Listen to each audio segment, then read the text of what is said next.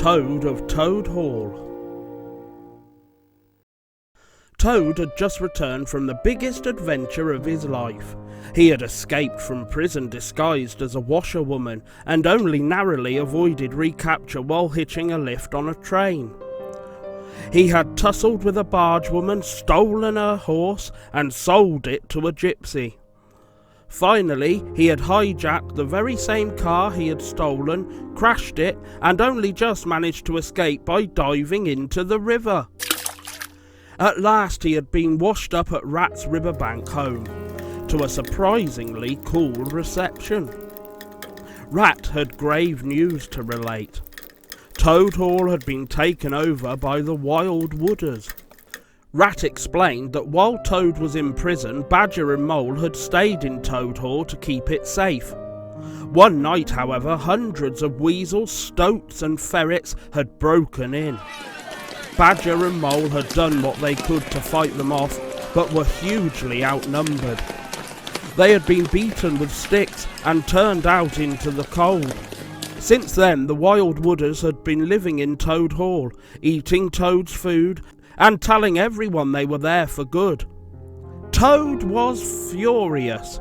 Before Rat could stop him, he seized a stick and headed off to Toad Hall. Toad stormed up the road, muttering angrily to himself. As he neared the front gate, suddenly up popped a ferret with a gun. "Who comes here?" hissed the ferret. "Stuff and nonsense!" cried the angry Toad. "What do you mean by talking to me like that? Come out of it at once, or I'll—" But before Toad could finish his sentence, the ferret had taken aim and fired. Toad flung himself to the ground as the bullet whistled past his head. He scrambled to his feet and scampered down the road as fast as he could. Toad would not give up. He rowed Rat's boat upriver to Toad Hall. Two ferrets were lying in wait for him on a bridge. As he approached them, the ferret sent a stone crashing through the bottom of the boat, sinking it and flinging Toad into the river. Rat was very angry when he heard what Toad had done. He convinced Toad not to attempt any more madcap rescue operations until they had heard from Badger and Mole. The two loyal creatures had stayed out in every kind of weather, keeping an eye on Toad Hall and planning its recapture. Toad declared that he would search out his brave friends and share their hardships. He would start at once, just as soon as he had had his supper. Suddenly there was a loud knock at the door. Toad shot behind an armchair and sat there quivering with fright. But it was only Badger and Mole, unkempt and bringing bad news. Mole explained that Toad Hall had been extremely well fortified by the invaders. "There are sentries posted everywhere, and when they see us, they laugh." He added, "It's useless to think of attacking the place.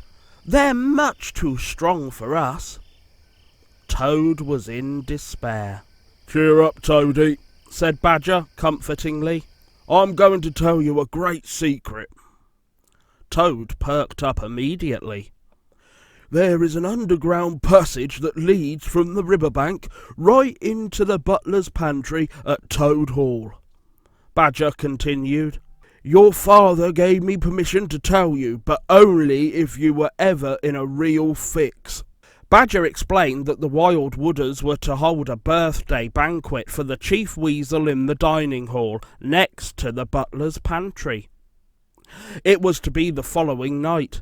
The four of them would creep quietly along the passageway, up into the pantry, "with our pistols and swords," added Rat, "and rush in upon them," finished Badger. The next day, dressed in Toad's washerwoman disguise, Mole went up to the Stoat sentries and offered to do their laundry. When they rudely refused, Mole pretended to be angry. "My daughter, who washes for Mr. Badger, says they're holding 100 bloodthirsty badgers, 6 boatloads of rats with cutlasses, and the toads known as Death or Glory Toads to attack the house tonight. So there won't be much of you lot left to wash tomorrow." Toad was aghast at what Mole had done. Badger, however, was impressed. He knew that the Wild Wooders would now be very frightened indeed.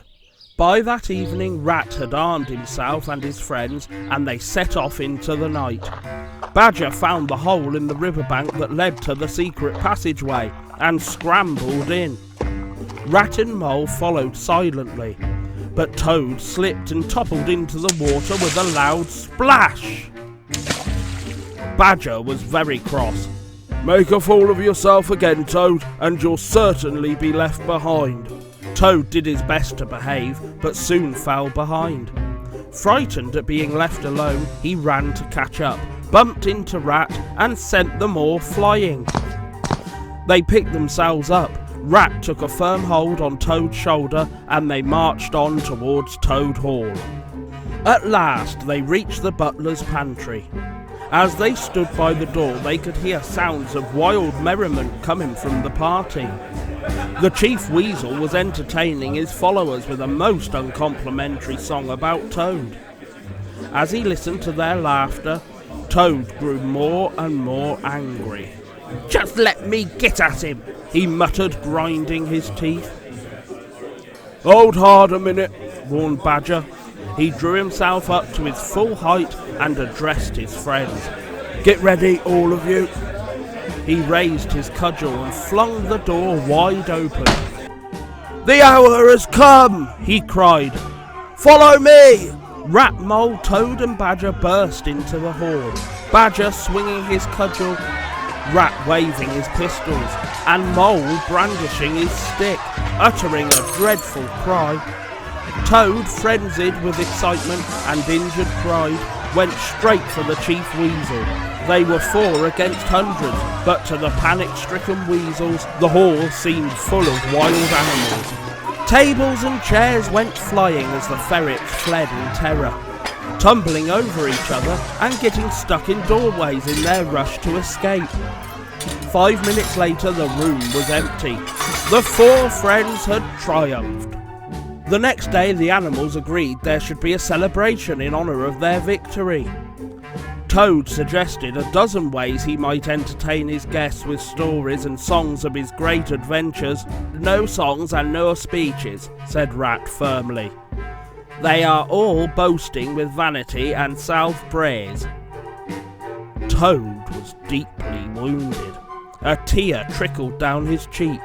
He sighed and said, "Henceforth I will be a very different Toad.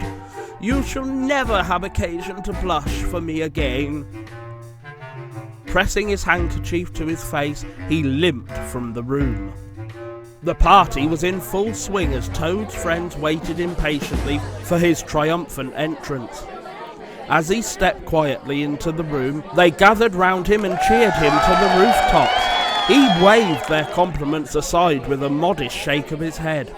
When they congratulated him on his courage and cleverness, he murmured, "Not at all," and "On the contrary," and "Badger's was the mastermind, I merely served in the ranks."